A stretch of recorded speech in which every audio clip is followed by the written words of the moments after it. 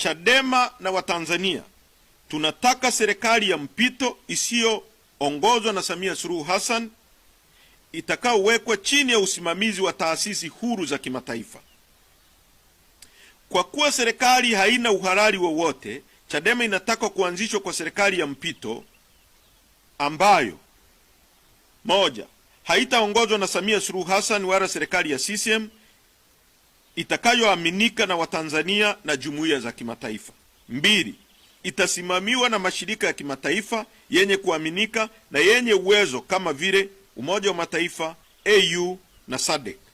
Tatu, itarejesha utulivu, haki za kisiasa na za kiraia. Nne, itafungua anga ya kisiasa na uhuru wa kujieleza. Tano, itaratibu uchaguzi mpya wa kitaifa kwa uwazi, uadilifu na uangalizi huru wa kimataifa. Sita, itahakikisha kuachiwa huru kwa wafungwa wote wa kisiasa na wote waliofunguliwa kesi za uongo.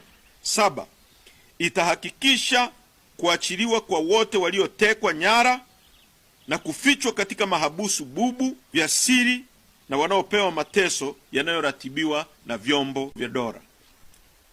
Pointi namba 6.